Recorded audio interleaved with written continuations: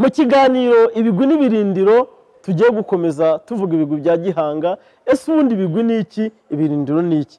Ibigwi ni ibyiza umuntu yakoze yawe koreye igihugu cye cyangwa se we abyikorera, naho ibirindiro naho yabikoreye. Niyo mpamvu tugiye gutangira ngo ibirindiro bya Gihanga yabishinze i Gasabo mu kagari ka Vugavuge, akagari ka Gasabo, umurenge wa Rutunga wo mu karere ka Gasabo. Ese ibyo hakoreye ni ibiki?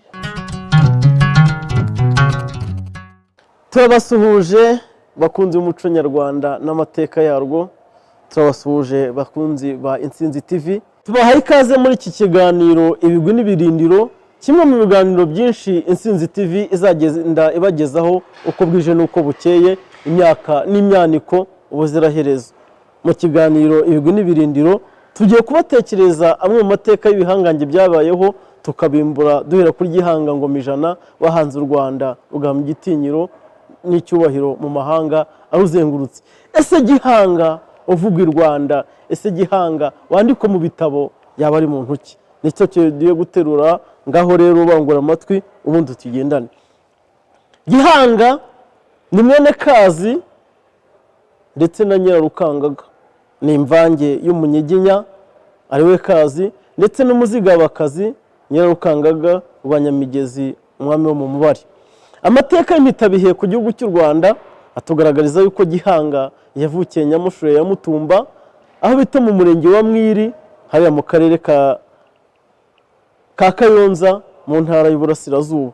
Abakurambere Impanga-Rwanda abakomokaho basesekaye mu butaka bw'ino asaga muri za 700 muri iki kibariro cyacu nyuma Yezu Kristo. Nuko baraza basesekara mu rutare rwa Kinani hariya mu gihugu cy'Umubari. Hari igihugu cy'Umubari ubu ni mu karere ka Kayonza, cyane cyane mu mirenge ya Mwiri ndetse no mu karere ka Gatsibo, akarere kose niho igihugu cya Mubari w'Urweya cyari giherereye. Abakurambere Impanga-Rwanda, ndavuga abakurambere bakomokamo Gihanga, basesekaye mu butaka bw'ino asaga muri za 700 nyuma Yezu Kristo. Baraza bahasanga abazigaba bahaganje. Icyo gihe hatwaraga Kabeza, umwami w'Umubari ari uganje muri ibyo bihe.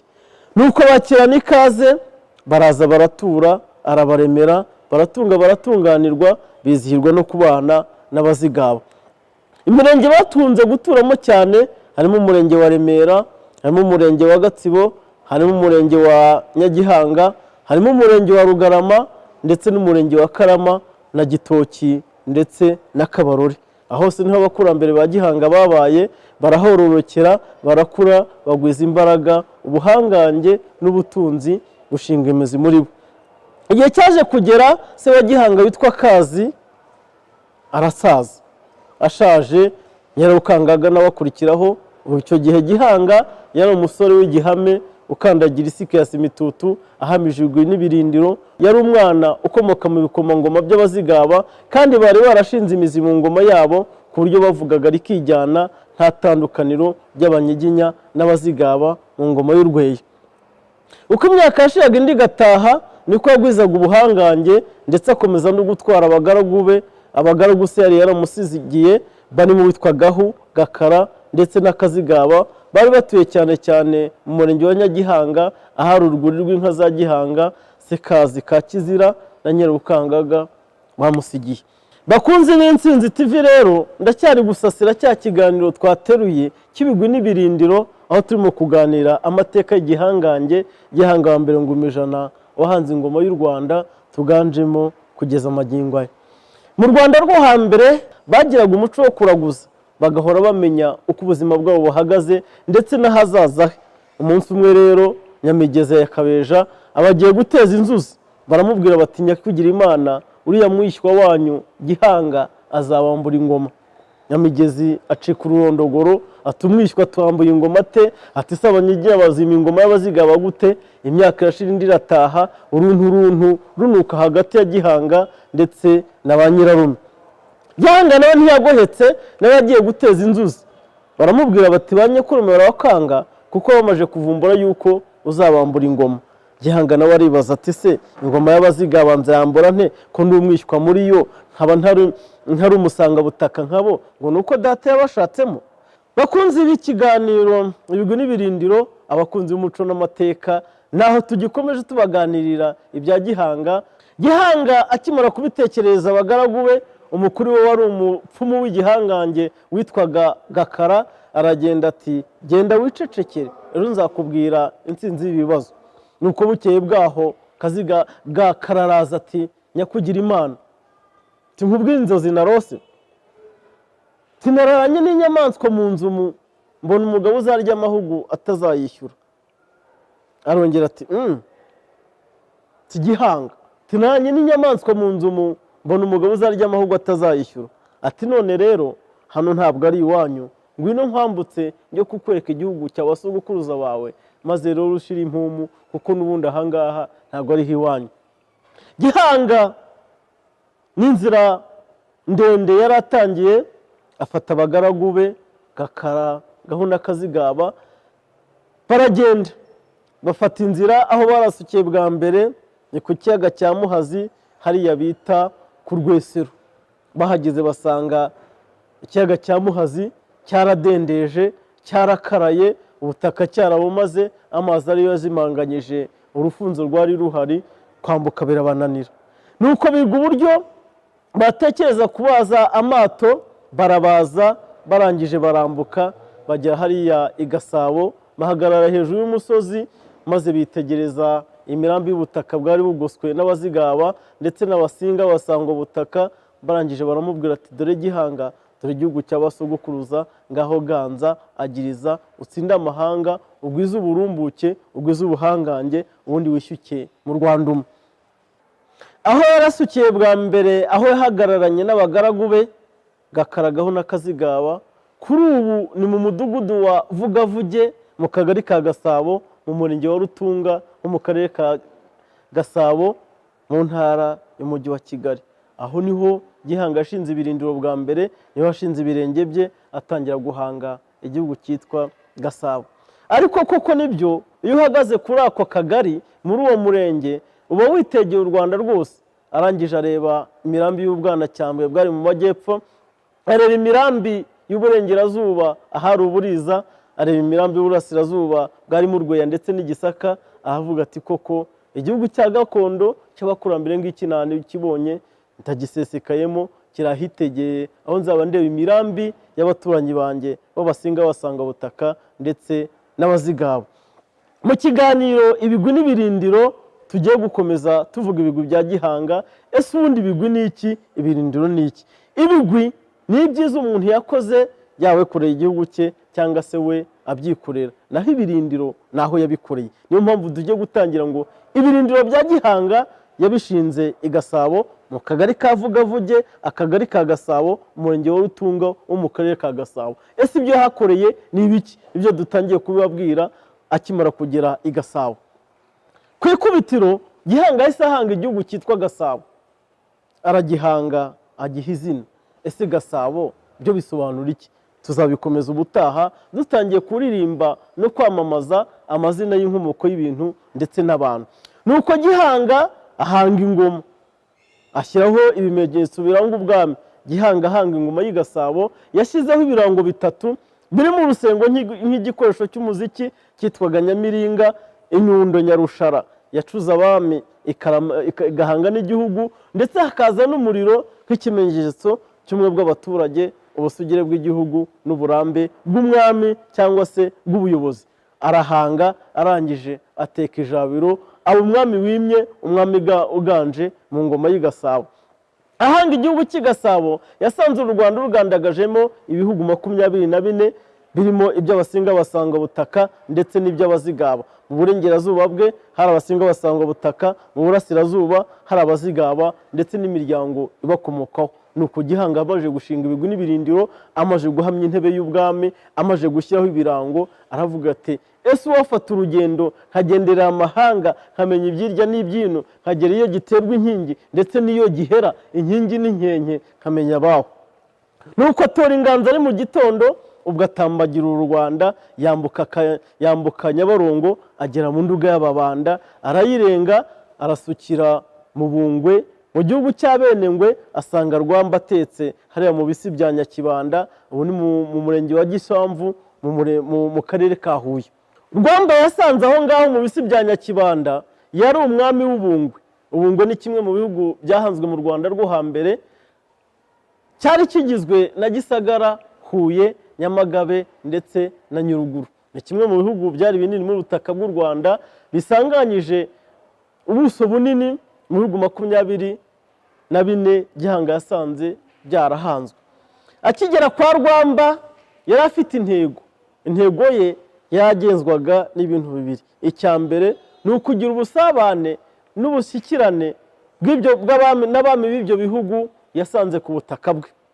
Ikindi cya kabiri bwari ubutasi bwo kugira ngo amenye uko ibyo bihugu bitegekwa, uko bishinze imizi, imirongo ngenderwaho, ubwiru bwabo, kugira ngo bunakire bumufashe guhanga no gukomeza igihugu cye yaramaje guhanga gishyashya kigasaba. Nuko rero Gihanga aragenda n'abagaragu be 3, Gakara, Gahu ndetse na Kazigaba. Basesekaye kwa Rwamba bagenda bitwaje amacumu n'inyundo, dore ko Gihanga yari umuhanga mu gucura imyambi, aragenda n'ibindi bikoresho bakoresha nk'imihoro n'amasuka ya kera, arasukayo abitura Rwamba ati nje kuguhakwaho ndetse n'abagaragu wawe kugira ngo umpe indamukanyo, umpe umuriro, ubundi tubane ubuziraherezo. Rwamba umwami w'Ubungwe arabishima cyane, ashima Gihanga, ashima ubuhanga bwe, amushima igihagararo, ati nta mugaragu urenze uyu nguyu, ngwino nguhake ubundi ushinga imizi mu ngoma y'Abenengwe. Gihanga arakora, ashinga imizi, arakora, arahanga, aracura kugira ngo neze umwami w'Ubungwe Rwamba. Ariko icyo yagamije ni kimwe, ni ukumenya ngo ese ibihugu bitegekwa bite, ibihugu byambanjirije bibayeho bite, nibiki nabakuraho kugira ngo mbashe gushinga imizi mu gihugu cyanjye kibe igihangange. Umugambi wari umujyanye muremure nk'uko twabivuze, ni uwo kunakira, guhaha, gukurikirana, gukopera, kureba ibihangange byamubanjije mu guhanga ibihugu kugira ngo abihahemo ubwenge n'ubuhanga buzamufasha kubaka igihugu cye kigasabo, kigashinga imizi, kikagwiza ubuhangange kuruta ibihungu by'amahanga amuzengurutse. Nuko Gihanga araganza, ndetse bumwe mu bihangange byo mu ngoma y'Ubungwe watangwagaho urugero rw'ubuhangange abikitegereza umabuzengurutse. Nyamara se yarazanywe n'iki? Burya ijisho rya mukuru rigabanya rihitamo, ijisho rya mukuru ntirizinduka riba ryagiye kureba. Gihanga nta kindi cyari kimujyanye, ni ukugira ngo arebe ese igihugu bindi bihugu bitegetse bite, abami babyo babaha bate, kugira ngo azagire akarusho ko kugwiza amaboko n'ubuhangange. Igihe cyaje kugera, Rwamba atinya kugira Imana Gihanga, wambere imfura n'inkoramutima, reka ngushyingire nawe ugire umugore nk'abandi. Kuko n'ubundi Gihanga ahanga ingoma yari umusore w'igihame, ariko ukiri ingaragu, usibye ko yari kumwe n'abagaragu se yamusigiye barimo Gakara, Gahu ndetse na Kazigaba. Umugore wa mbere Gihanga yarongoye yamushyingiwe na Rwamba witwaga Nyirampirangwe, aramumushyingira, nuko barabana, iminsi irisunika indi irataha. Igihe kiza kugera, umugambi wari ujyanye Gihanga yumva yawugezeho, ati se ko ibyo nashakaga mbibonye, ubwiru bw'Abenengwe ndabumenye, ubuhanga bwabo ndabumenye, uko ibihugu byubakwa ndabimenye, none niki cyambuza gusubira kuri gakondo, gusubira ku gihangano cyanjye, gusubira ku ntebe yanjye, ngo nkomeze nyicarire, nkomeze igihugu cyanjye kigasabo. Gihanga mu bigwi n'ibirindiro bye aho yabikoreye hariya mu ngoma y'Ubungwe, yarebye asanga bitashoboka yuko Rwamba yamurekura kuko yamukundaga cyane. Arangije abiganiza abagaragu be, uwitwa mukuru warimo witwaga Gakara aramubwira ati rero inama nziza iruta izindi, uzirwaza uburagi, noneho tuzabona aho duhera Rwamba tumubwira ko urwaye, uzajya kumara urubanza ku musozi w'iwanyu, hanyuma ukabona kugaruka. Gihanga yirwaza uburagi, amaje kuburwara, Rwamba akora epfo na ruguru, arahanuza biranga. Barangije Gakara na Gahu baramubwira bati rero Gihanga yarwaye uburagi, turekure tujye kumara urubanza, nitumara kurumara azagaruka akomeza gukorere, dore ko mwanywanye bishyire kera. Nuko ashyira nzira n'abagaragu we, baragenda bagaruka mu burasirazuba bw'ingoma y'Ubungwe, batangira indi migambi. Muri ibigwi n'ibirindiro turacyakomeza n'ubundi kuririmba, kwamamaza, gukeza, kwibuka igihangange Gihanga ngoma ijana, na n'ubu tukibuka muri 2019 kandi abo mu binyejana byo hambere, ariko ibigwi bye bikaba dutumye tuganza twitwa u Rwanda rwahagoje amahanga, igihugu gihamije imitinyiro kikagusha ruhabo abarwigimba, turi u Rwanda igihugu cya bene Imana. Nuko Gihanga n'abagaragu we nk'abo bagakomeje ngo basubire mu burasirazuba bw'u Rwanda aho baturutse mu Rwanda rwo hagati, ahubwo barahindukira bareba amajyaruguru y'uburengerazuba, maze bafata inzira baragenda.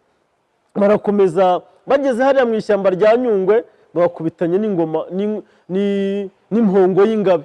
Impongo y'ingabe ni impongo y'umweru, ntabwo bari bayizi. Baravuga bati inyamaswa reka tuyikurikirane ifite ikihatsi. Barayikurikirana bagiye kubona basesekaye kuri Rusizi, basanga umwami wimye muri icyo gihe ni uwitwa Ngabo wategekaga igihugu cy'Ubunyabungo, aho gereye muri iki gihe ni muri Kivu y'Epfo.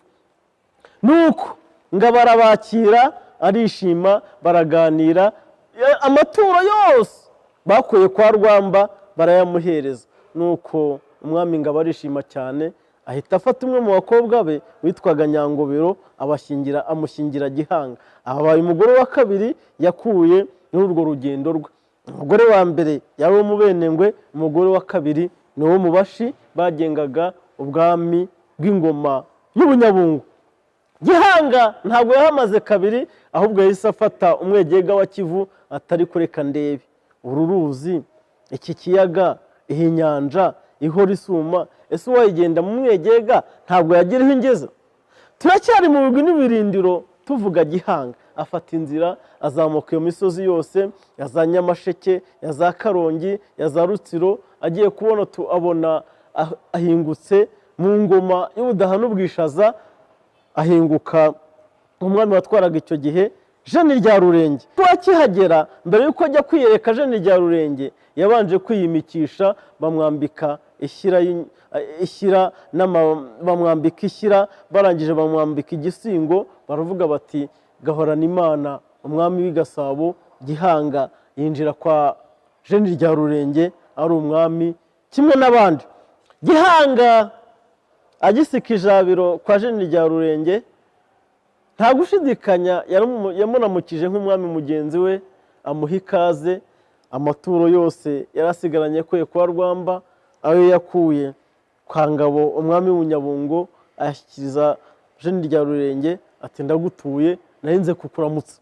Ati se uko watse hehe? Ati ngende umwami uyobora igihugu cy'i Gasabo, narinje kugukeza ngusaba amaboko n'ibitekerezo byo guhanga bikomeza igihugu cyanjye. Amateka yitabiye ku gihugu cy'u Rwanda atubwira neza ibigwi n'ibirindiro by'umwami Gihanga. Yamaranye igihe kirekire n'umwami Jeni rya Rurenge wayoboraga Ubudaha n'Ubwishaza, bamarana igihe. Barangije amubwira ubwiru bw'imitegekere y'abami, amubwira ubwiru bw'ihangabihugu, amubwira ubwiru bw'imibanire n'imibereho, amubwira ubwiru bw'imyemerere. Arangije aramubwira ati, agiye kumusezerera aramubwira ati rero ntabwo wagenda ntagushyingiye, kugira ngo kibe kimwe mu bimenyetso biranga ubunywanyi bwanjye nawe. Amushyingira amaraso ye, amuha umukobwa we w'imfura witwaga Nyamususa kuko ari igikomangoma cyo mu Basinga b'Abarenge. Yari afite umuja witwaga Nyirampingiye. Ubwo nawe Gihanga aba aramutwaye kuko yatwaye nyirabuja, nawe araza amugira umwe mu bagore be. Ni ukuvuga ngo Gihanga kubuka mu Budaha n'Ubwishaza yari amaze kugira abagore bagera muri 4. Hari umwenengwekazi Nyirampirangwe yakuye kwa Jeni rya Rurenge, hari umushikazi Nyangobero yakuye kwa Ngabo, hari umusingakazi Nyamususa yakuye kwa Jeni rya Rurenge, ndetse n'undi musingakazi wari umuja wa Nyamususa yakuye kwa Jeni rya Rurenge. Ntabwo ari ibyo gusa, Jeni rya Rurenge yafashe umwiru w'ingoma ye mukuru witwaga Rubunga, amubwira ati herekeza Gihanga ujye kumufasha, umwereke ibitekerezo bihamye by'ihanga gihugu, maze azashinga imizi, ashinga ingoma ihamye. Rubunga nawe ntabwo yagendeye aho, yahabukanye n'umuryango we wari ugizwe n'uwitwa Shango ndetse n'umuhungu we mukuru witwaga Nyamuhindura, wabaye igihangange mu mateka y'u Rwanda. Uko tuzagenda tureba ibigwi n'ibirindiro tuzamenya ngo ese Nyamuhindura, ese Shango uvugwa mu mateka y'u Rwanda, ibigwi n'ibirindiro bye byaba ari ibihe? Ikubuka rya Gihanga mu ngoma y'ubudaha n'ubwishaza yamanukanye mu misozi yo munsi y'ibirunga bya Karasimbi, ndavuga muri miriya mirenge ya za Jomba, ndavuga muri ya mirenge ya za Bigogwe ndetse no muri za Mukamira agana hepfo za Busogo ndetse na Musanze. Ageze muri ibyo bice hari muri za Mukamira, umugore we Nyangobero yakuye kwa Ngabo mu Bunyabungo araramukwa. Kuramukwa ni ukuzana ibise by'umugore ugiye kubyara, nuko Nyangobero arabyara yibaruka umwana w'umuhungu. Ese Gihanga yamwise nde? Izina yamuhaye izina rya sekuru ubyara nyina, amwita Ngabo, yongeraho n'irindi zina ryitwa Kanyabungo, bishaka kugaragaza inkomoko ya sekuru wabyara nyina aho bita mu Bunyabungo. Ese Ngabo bivuga iki? Kanyabungo bivuga iki? Kumwita Ngabo ni ukugaragaza yuko azaba ingabo y'indahangarwa, ariko nanone byarukobye uburari kugira ngo azitiranwe na sekuru kubera umugambi w'igihe kirekire Gihanga yari afite. Tuzareba mu biganiro by'ibirindiro n'ibigwi by'abami b'u Rwanda. Ese kumwita Kanyabungo bivuga iki? Ubunyabungo mu mateka y'u Rwanda n'ibisobanuro by'Ikinyarwanda bivuga umwami utetse ku misozi igihumbi. Kanyabungo bivuga umwami utetse mu rwunge rw'imisozi igihumbi ntabarika. Yamwifurizaga kuzaba umwami w'igihangange uzategeka amahanga n'imisozi, amahanga yose akamugandukira, ishyanga riniri rikamubonamo ubuhangange. Aho yavukiye kugeza ubu, ndavuga aho Nyangobero yabyariye Ngabo, niho bita mu Byangabo mu mateka y'u Rwanda. Nkeka ko kuri ubu ari mu murenge wa Mukamira cyangwa se uwa Busogo aho ngaho. Nizi neza yuko abantu bose bazi aho bita mu Byangabo. Bakunzi b'Intsinzi TV, turacyakomeje mu kiganiro ibigwi n'ibirindiro. Ibigwi ni ibyiza umuntu yakoze, ni ibikorwa by'indashyikirwa, naho ibirindiro naho yabikoreye. Turacyari kuri Gihanga wa mbere Ngoma ijana, umwami wahanze u Rwanda, ariko turacyari mu mayira ye arimo gukubuka mu rugendo yagiriye mu bami b'ibihugu by'uburengerazuba byatanze igihugu cye gigasaba guhanga. Ese ibyamujyanye byari iby'iki? Twabitangiye n'ubu turacyabikomeje. Mu nzira yanyuzemo asubira mu ngoma y'i Gasabo, yageze mu ngoma ya Rwankeri y'Abaguyane. Rwankeri y'Abaguyane kuri ubu ngubu ni mu karere ka Musanze, aho yasitse bwa mbere, no mu murenge wa Nkotsi aho bakunze kwita mu mateka Inkotsi na Bikara. Gihanga aragenda ahubaka urugo n'abagore be 4 n'ababiru yakuye kwa Jeni rya Rurenge. Barangije baricara baratekereza bati, ese ko tuzengurutse amahanga, tuzakazenguruka ingoma nyinshi, tukamenya ubuhangange bw'ibihugu, ni gute ibi bihugu byazaba igihugu kimwe?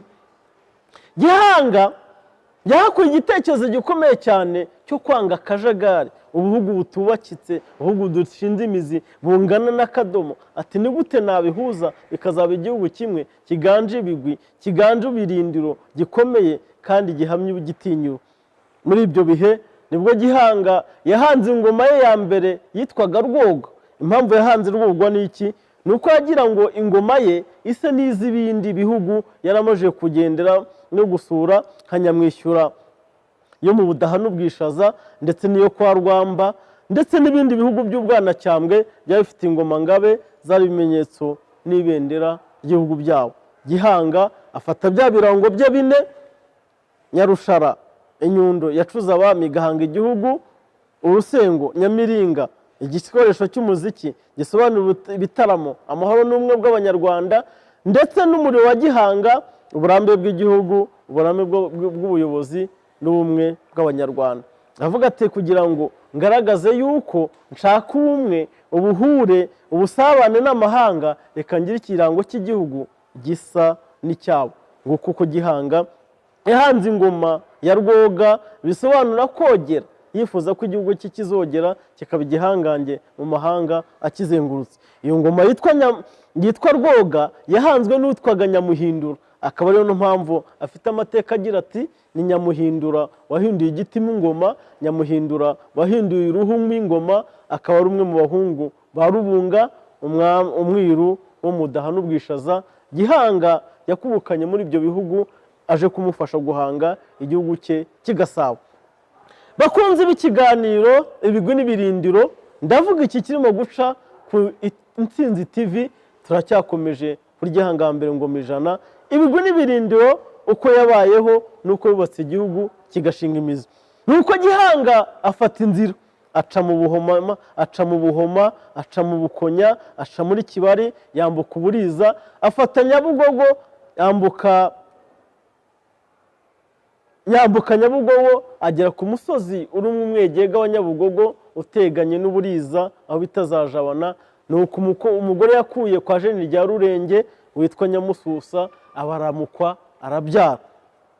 Umuhungu yabyaye muri icyo gihe ni uwitwa Kanyarwanda wazunguye Gihanga ku ngoma, kubera yuko Gihanga yishimiye yuko Nyamususa abaye inkundwakazi mu bagore be, yishimiye ko Nyamususa yibarutse umuhungu. Uwo musozi awita Nduba, bivuga ngo ni iwabo w'impundu, kuko yavugije impundu ubwo yamaze kwibaruka umuhungu Kanyarwanda Gahima uzamuzungura ku ngoma akamufasha gushyira mu bikorwa umugambi w'igihe kirekire wo kubaka igihugu gihamye cy'u Rwanda rugari rwa Gasabo. Kuva icyo gihe kugeza magingo aya uwo murenge uracyahari, ni umurenge wa Nduba wo mu karere ka Gasabo ho mu mujyi wa Kigali. Nuko Gihanga afata inzira akomeza asesekara iwe i Gasabo, atangira gutekereza ese ibitekerezo nkuye muri ibi bihugu, nkuye muri izi ngoma, mbwiwe n'abami bampaye abagaragu, bampaye amashyo y'inka, bampaye abagore, ni gute nabishyira mu bikorwa bikazambera icyitegerezo gikomeye cyane, bimfasha mu mugambi ukomeye wo kubaka igihugu cy'igihangange nifuza ko kizahangana n'ibihugu by'ibituranyi by'abasango butaka n'abasenga bazigaba, kikaboromya bigashyira kera, u Rwanda rukaganza ruhamije ibitinyiro. Bakunze b'ikiganiro ibigwi n'ibirindiro kuri Intsinzi TV, turacyakomeje kuri Gihanga. Gihanga ageze i Gasabo nibwo yatekereje kuvuga ngo ese ni gute ibyo nanakiriye ahandi, ibyo navomye ahandi, ubuhanga banyeretse, inama bampaye, ubwiru bambwiye bwamfasha gushyiraho uburyo buhamye bwo kubaka igihugu cy'Igasabo nari maje guhanga. Muri icyo kibariro ndavuga hasaga mu 1120 nibwo Gihanga yashinze itorero ry'igihugu. Itorero ry'igihugu se ryari rigamije iki? Ryashinzwe kubera iki? Ryari rimaze iki? Nta kindi Gihanga cyatumye ashinga itorero ry'igihugu, ni nacyo gikorwa gikomeye cyane cy'ikubitiro yashinze akimara gukubuka muri urugendo rw'ibihugu by'amahanga yagiye gusura. Itorero ry'igihugu rikimara gushyirwaho ryari irerero, ihahiro ry'ubumenyi. Gihanga yakuye muri ayo mahanga yose abushyira hamwe kugira ngo abana b'i Gasabo babwige babumenye, bubafashe kwihutisha igihugu gishya yamaze guhanga kibashe kuba igihangange mu mahanga akizengurutse. Kubera iki si itorero ryagiyeho? Kubera iki Gihanga yashinze itorero ry'igihugu? Twibuke ko mu bigwi n'ibirindiro by'ingendo yakoze, aho yagiye kwa Rwamba mu Bunyabungo no kwa Jeni rya Rurenge, yaragiye guhaha, yaragiye kuvoma, yaragiye gusobanukirwa no kunakira, gukopera, kumenya uko aya mahanga ategetswe n'uburyo wabayeho kugira ngo buzamufashe gukuza igihugu cye. Yaramaje guhanga Gasabo. Nuko amaje kugenda yaragiye mu Bwanacyambwe bw'Abongera ahahayo ubucuzi bw'amacumu n'imitarimba bafukuzaga amariba yabo, nuko arabizana azi Gasabo. Yaragiye asanga kwa Jeni rya Rurenge ari abaramvuzi b'ingoma, yaragiye asanga kwa Rwamba ari abacuzi b'amacumu, maze arangije aravuga ati ni gute ibi bikorwa byakwihutishwa mu gihugu cy'Igasabo bose bakabimenya bitagoranye. Muri urwo rugendo rwose yakoze nta kindi yazanye, ni abahanga muri ibyo, abahanga mu bucuzi, abo yakuye mu Bwanacyambwe, abo yakuye mu Buriza, abo yakuye mu Bungwe, abo yakuye mu Budaha n'Ubwishaza, bose baje bamuherekeze, baraza baba abarezi b'ibanze mu ishuri yaramaje guhanga, ariryo ryitwa itorero ry'ibanze mu mateka y'u Rwanda twese tuzi n'amagingo ayo. Iyo urebye amateka y'imitabihe ku mateka y'u Rwanda, usanga mu bindi bihugu, ndavuga ibihugu by'abasango butaka baba abazigaba ndetse n'abasinga, usanga buri mwuga wari wihariwe n'umuryango umwe, ugasanga ubucuzi burabarirwa kwa kanaka, ububaji bubarirwa kwa kanaka, ubuvubyi bubarirwa kwa kanaka, ariko Gihanga asanga iyo muco idakwiye. Aravuga ati uyu mwana w'i Gasabo agomba kumenya ibintu ibyo ari byo byose bishobora kumufasha kubaka igihugu no kugiteza imbere, igihugu kikaganza mu mahanga akizengurutse. Nk'uko uko Gihanga ashyizeho itorero kugira ngo ubumenyi bw'amahanga muzengurutse mubashe kwihutisha iterambere yifurizaga igihugu cy'i Gasabo.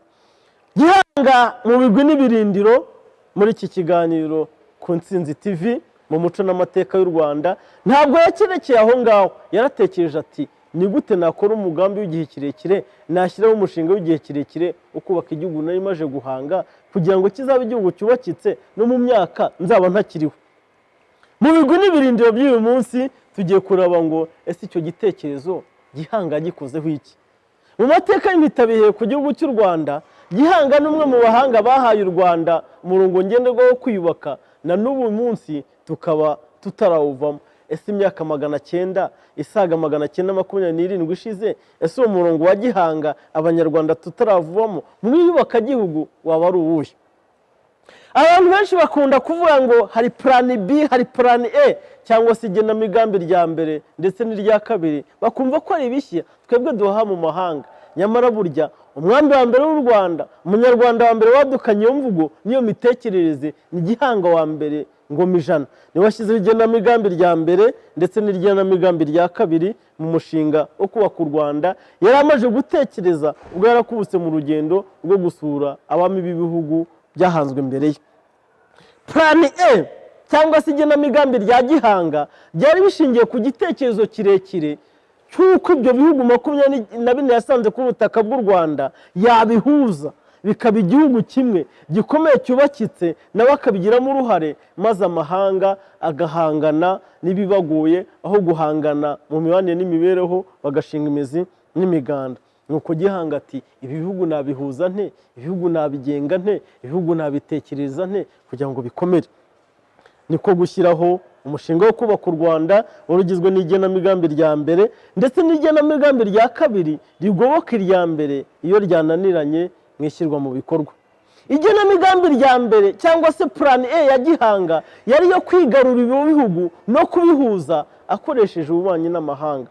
Ese ububanyi n'amahanga bwa Gihanga bwari bushingiye ku kintu ki? Yari kwifashisha izihe ntwaro n'izihe nkingi yagombaga gukoresha kugira ngo iryo genamigambi rye rya mbere ribashe kugerwaho. Mu igenamigambi rya mbere ry'ububanyi n'amahanga yagombaga kwifashisha ibintu bigera no bitatu kugira ngo bashe guhuza ibyo bihugu maze bizaba igihugu kimwe cyubakitse kandi gishinze imizi, cyuje ubumwe n'ubuhangange ntahangarwa. Icyambere agombaga gukoresha mu bubanyi n'amahanga cyari ukugabira abaturanyi be b'amahanga yahasanze inka. Afata gahunda ikomeye cyane yo korora inka zikaba nyinshi kugira ngo ajye abona izo yoroza abaturanyi, maze kugaba no kugabirana bishinga imizi, bazabona ibyo bahuza ibitekerezo, igihugu cyabo kizabe kimwe be kuba ibihugu byinshi. Icya kabiri agombaga kwifashisha mu guhuza umubano n'umwe bw'ibyo bihugu ni ugushyingirana. Gihanga n'umwe mu bantu ba mbere mu Rwanda bimakaje umuco wo kutanenana, wo gushyingirana, aho yashatse umugore w'umubungwe kandi badahuje ubwoko, ashaka umugore wo mu Bashi bo mu Bunyabungo, ashaka umugore wo mu Basinga bo mu Daha n'Ubwishaza, aba icyitegererezo gikomeye cyane cyo gushyingirana n'abo bami kugira ngo bizamubere icyitegererezo cyo kutishishana no kubana bazungu umwe barimo igihugu gikomeye gihamije igitinyiro. Uburyo bwa gatatu Gihanga yagombaga gukoresha mu guhuza ibyo bihugu mu bubanyi n'amahanga ni uko yagombaga gusabana n'abo bami, bagasangira, bagasurana, bakabwirana byamvaye na njya hehe, bakabwirana impigi n'akayihatse ndetse bakagera no ku kasongoye iwe. Ubwo buryo nibwo Gihanga yashyizeho bwo kwifashisha kugira ngo mu igenamigambi rya mbere azahuze ibyo bihugu by'igihugu gikomeye kandi gishinze imizi. Gihanga yagize ati ese ko mbona hari igihe abantu babitenguha, nkaba ntizeye ko ibihugu bizambera intatenguha, uyu mugambi wanjye wa mbere wo guhuza ibihugu nkoresheje ububanyi n'amahanga uramutse utageze ku ntego yawo, ni ubuhe buryo nakwifashisha kugira ngo ngere ku ntego yanjye? Iyi Manyarwanda tugunda kugira umushyikirano, tugacoca ibiducira kucibwa, tugacunga neza umuco gakondo, tukaganira ku bitugoye, tukagorora ibigoromanze, ariko ntibirengagize yuko iyo hari ikinaniranye hitabazwa imbaraga, kuko urwanira ukuri ntatsindwa, atsinda ubutsinda, agatsinsura ibitsikamiye benshi, maze agahaza benshi uburame n'ubugingo, igihugu kigatunganirwa. Gihangambere Ngoma ijana tumaze kuvuga ibigwi n'ibirindiro bye mu ncamake, yabyaye abana 9 bose bakomoka ku bagore be 4, harimo Nyirampingiye yashatse kwa Jeni rya Rurenge, harimo Nyamususa yashatse kwa Jeni rya Rurenge, harimo Nyiramirangwe wo kwa Rwamba, ndetse na Nyangobero wo kwa Ngabo umwami wo mu Nyabungo. Yabyaranye na Nyamususa uwitwa Kanyarwanda Gahima, Nyirarucyaba, Kanyabugesera Mugondo, Kanyandorwa Sabugabo ndetse na Mututsi. Yabyaranye na Nyirampingiye uwitwa Rutsobe, ariyo mpamvu mu mateka y'u Rwanda bakunda kumwita Nyirarutsobe kuko ari nyina wa Rutsobe. Yabyaranye na Nyangobero umuhungu umwe rukumbi witwa Kanyabungo Ngabo, maze abyarana na Nyirampirangwe uwitwa Gafomo ndetse na Gashube. Abo bana bose uko bagera mu 9 nibo Gihanga yabyaranye n'abagore 4, akaba ari bakomoka mu miryango migari igera mu 10 ikomoka mu gicumbi gikuru cy'Abanyiginya bahanze ingoma y'Igasabo, ari we wabyaye u Rwanda tuganzanye kugeza magingo aya. Ngayo nguko rero bakunzi b'Intsinzi TV, bakunzi b'umuco n'amateka y'u Rwanda, bakunzi b'ikiganiro ibigwi n'ibirindiro, aha niho dusubikiye amateka y'ibigwi n'ibirindiro bya Gihanga, aho yabaye, aho yagenze, ibyo yakoze naho yabikoreye. Tuzasubuka ubutaha tubabwira ibigwi n'ibirindiro by'abandi babaye bihangange mu Rwanda rugari rwa Gasabo, barwubatse rugahama igitinyiro, tukaba turuganjemo nta mbebya nta ntitire, ahubwo tuganzanye ubukungu nzira gihombo ndetse na muhorasumba. Ngayo nguko rero ishya n'ihirwe nimwishyuke mu rwa Gasabo, amahoro n'amahirwe, Imana y'u Rwanda ihorana namwe.